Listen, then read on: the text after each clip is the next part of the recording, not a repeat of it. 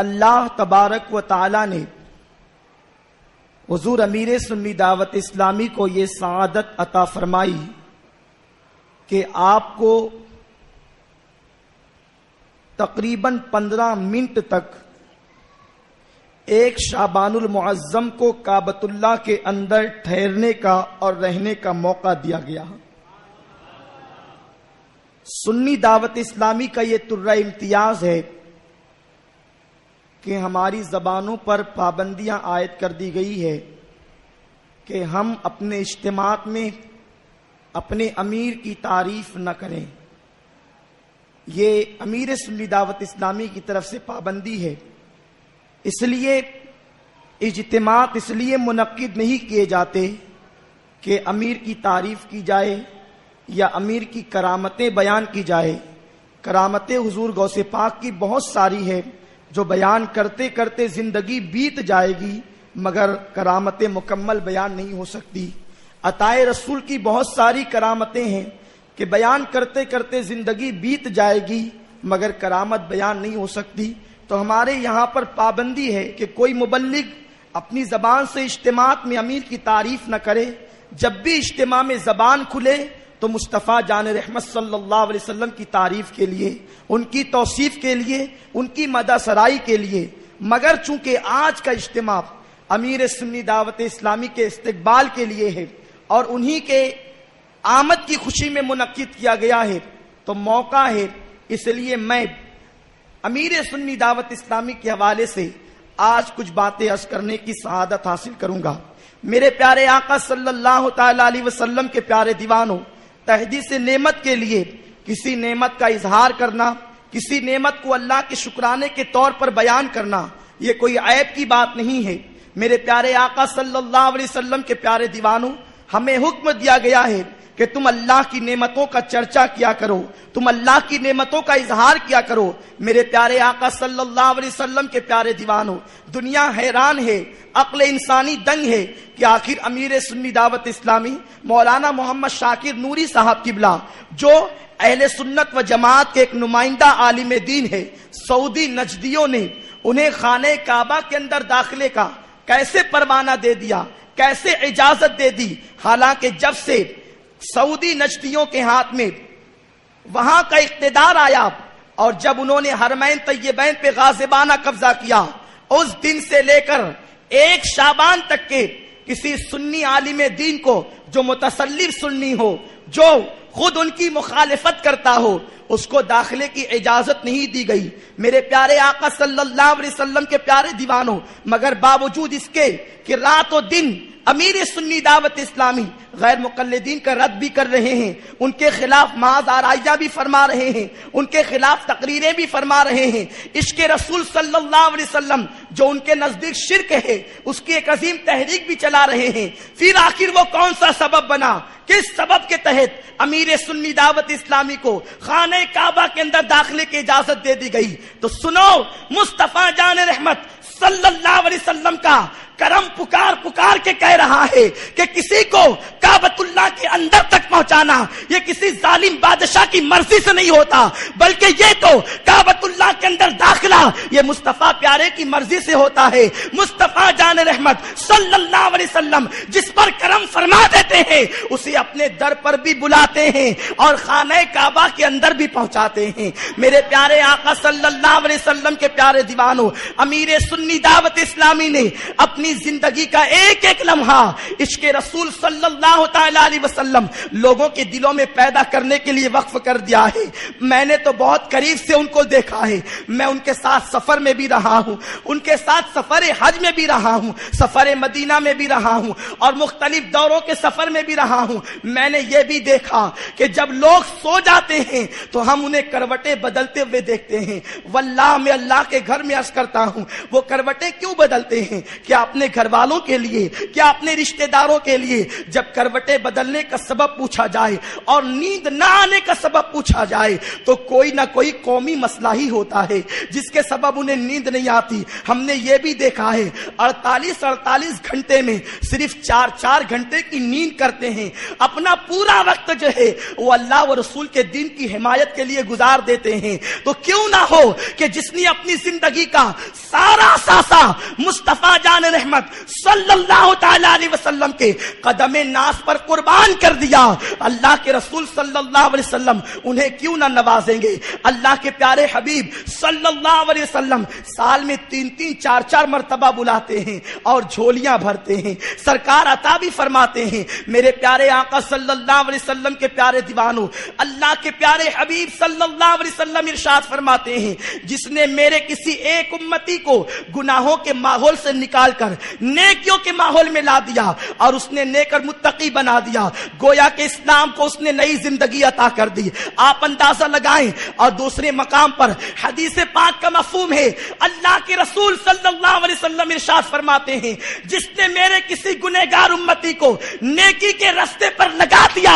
گویا کہ اس نے مجھے نئی زندگی عطا کر دی۔ آپ اندازہ لگائیں، اگر آپ کو کوئی نئی زندگی عطا کرے تو آپ اس پر کتنا فریفتہ ہوں گے، آپ اس پر کتنا قربان ہوں گے، آپ اس سے کتنی محبت کریں گے۔ امیر سنی دعوت اسلامی نے 1 2 نہیں، ہزاروں ایسے نوجوان ہیں جو شراب خانے کے اندر اپنی راتوں کو گزارتے تھے۔ امیر سنی دعوت اسلامی نے اپنی محنت شاقہ کی وجہ سے، اپنی قربانیوں کی وجہ سے سینکڑوں ہزاروں نوجوانوں کو جو شراب کے اڈوں پر راتیں گزارتے تھے انہیں محبت رسول کا شراب پلایا ہے، انہیں عاشق رسول بنایا ہے۔ ہم جیسے سینکڑوں نوجوان گنہگاری کے راستے پر تھے، برائی کے راستے پر تھے۔ آپ جانتے ہیں میری زندگی کو آؤ آج پہلی مرتبہ اس استقبالیہ کے موقع پر مجھے موقع ملا ہے، وہ بھی میں خود اپنی طرف سے عرض کر رہا ہوں۔ آخر میں آپ کو بتاؤں میری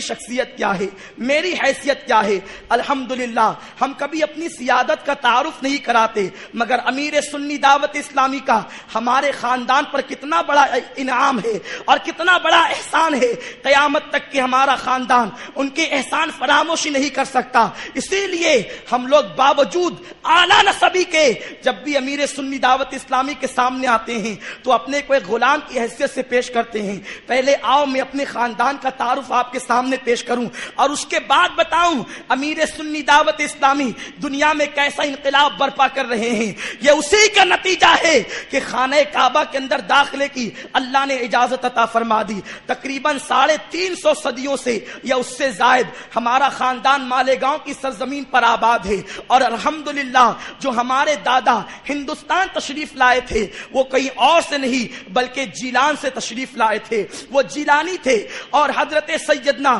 عبد الرزاق رضی اللہ تعالیٰ عنہ جو حضور غوث پاک کے چھوٹے صاحبزادے ہیں ان کی اولاد میں سے تھے، وہ ہندوستان تشریف لائے اور جونپور وغیرہ کے راستے سے مختلف مقامات پر قیام کرتے ہوئے جب وہ مالیگاؤں آئے اور اس کے بعد وہ وہاں پر مقیم ہو گئے، کچھ دنوں کے بعد جب دن بیتتے رہے وہاں پر ہمارا خاندان آباد ہو گیا۔ ایک مرتبہ وہاں سے قریب حضرت خواجہ نظام الدین اولیاء رحمت اللہ تعالی علیہ کے ایک خلیفہ کا مزار ہے جن کا نام حضرت سید شاداد رحمت اللہ تعالی علیہ ہے۔ حضرت سیدنا اورنگزیب رحمت اللہ تعالی علیہ جس وقت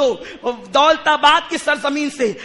پٹنہ شریف کے لیے حضرت اورنگزیب رحمت اللہ تعالی علیہ کے خلیفہ کی بارگاہ میں حاضری دینے کے لیے آئے تو انہیں پتا چلا کہ مالیگاؤں کی سرزمین پر ایک صحیح النسب سادات جو حضور غوث پاک رضی اللہ تعالیٰ کی اولاد میں سے ہیں مالیگاؤں میں بستے ہیں۔ تو صرف پٹنہ شریف سے مالیگاؤں وہ ہمارے خاندان کے بزرگوں سے ملاقات کرنے کے لیے آئے، اور آنے کے بعد جب انہوں نے بزرگوں سے ملاقات کی ایک بہت بڑی زمین تحفے میں پیش کی، اور ساتھ ہی ساتھ آپ نے جو ہے پیتل کے کچھ سکے بنوائے، اور وہ سکے بنوا کر کے تحفے کے طور پر اور ثبوت کے طور پر کہ اورنگزیب اس کی تصدیق کرتے ہیں کہ یہ خاندان جو ہے سادات کا خاندان ہے، حسنی حسینی سادات کا خاندان ہے۔ حضرت سیدنا اورنگزیب رحمت اللہ اللہ تعالی علیہ نے وہ سکے پیش کیے، اور اس زمانے میں جو بھی ہمارے بزرگ موجود تھے، حضرت میر سید یوسف رحمت اللہ تعالی علیہ، ان کو مالیگاؤں شہر کا قاضی مقرر کیا سرکاری طور پر بھی، اور پورے شہر کے علاوہ اطراف میں جتنے دیہات تھے ان سب کا قاضی مقرر کیا، جس کو حکومت ہند آج تک کے مانتی ہے۔ آج بھی حکومت سے رجسٹریشن ہے، ہمارے خاندان کو مالیگاؤں اور اطراف مالیگاؤں پر قاضی ہونے کا شرف حاصل ہے۔ اب اتنے تعارف کے بعد میں آپ کو بتاؤں، مگر ہماری کم نصیبی یہ تھی، ہمارے خاندان کے اندر جب بزرگ ایک کے بعد ایک رخصت ہوتے چلے گئے تو اس دنیا کی رنگریلیوں نے ہمارے خاندان پر قبضہ کر لیا، گناہگاری اور ماڈرن طبقے کی طرف ہمارے خاندان والوں کے قدم بڑھنے لگے۔ نتیجہ یہ ہوا کہ بجائے مصطفیٰ جان رحمت کی آل کو ان کے علم کے وارث ہونے کی بجائے، ان کی سنتوں کے وارث ہونے کی بجائے، معاملہ یہ تھا گناہ پر گناہ ہو رہے تھے، برائیاں پر برائیاں ہو رہی تھی، عورتیں بے پردگی کے عالم میں زندگی گزارتے تھے، مرد اپنے چہرے سے داڑیاں منڈاتے تھے۔ حال یہ تھا کہ جمعہ کے علاوہ کبھی نماز کا تصور بھی دل و دماغ میں نہ جاگا کرتا تھا، یہ کیفیت تھی۔ مگر جب 1994 کے اندر امیر سنی دعوت اسلامی مالیگاؤں تشریف لاتے ہیں اور آپ دین کے حوالے سے اور دین کے درد کے حوالے سے، نماز کے حوالے سے بیان کرتے ہیں، میرے دادا اس اجتماع میں تشریف لے گئے تھے، جب آپ نے بیان کو سنا تو آنے کے بعد گھر پر آئے آنکھیں بھری ہوئی تھی، اور اس کے بعد کہتے ہیں آج میں نے پہلی مرتبہ سنیوں کے اجتماع کو اٹینڈ کیا ہے، آج پہلی مرتبہ میں سنیوں کے اجتماع میں شریک ہوا ہوں، میں نے مولانا کا بیان سنا اور آج مجھے احساس ہوا کہ رسول پاک صلی اللہ علیہ وسلم کے وہ وارث، اس عالم دین کا دین کے معاملے میں اتنا درد ہے، تو آخر ہمیں اس سلسلے میں کتنی کوشش کرنا چاہیے۔ اس کے بعد میرے دادا گھر آنے کے بعد آپ نے میرے والدین سے کہا، میں اس وقت تو 4 5ویں جماعت کا طالب علم تھا، میرے والدین سے کہا کہ میں تمہیں اس کے بارے میں کہتا ہوں کہ سنی دعوت اسلامی کے لیے اس کو وقف کر دو، اس کو دے دو، اور اس کے بعد وہ دن کا دن اور آج کا دن ہے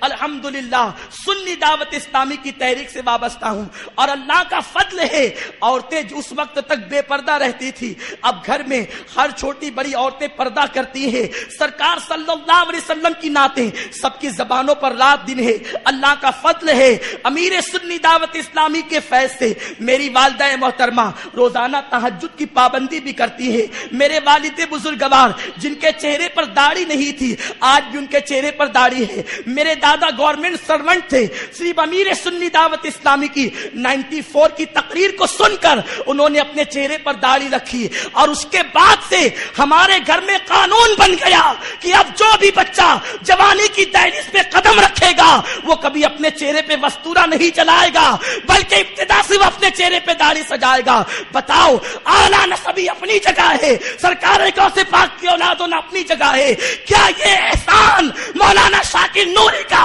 یہ خاندان قیامت تک کے بلا سکتا ہے؟ اسی طرح سے ہزاروں خاندان ہیں جن کی زندگیوں میں امیر سنی دعوت اسلامی نے انقلاب پیدا کیا ہے، ہزاروں انسانوں کو جینے کا سلیقہ دیا ہے، ہزاروں انسانوں کو جینے کا شعور دیا ہے۔ ایک مسلمان کو سنوارنے پر مصطفیٰ کو نئی زندگی دینے کا ثواب ملتا ہے، تو جس نے ایک دو نہیں ہزاروں خاندان کو سنوارا ہو مصطفیٰ پیارے کی بارگاہ میں اس کا مقام کیا ہو؟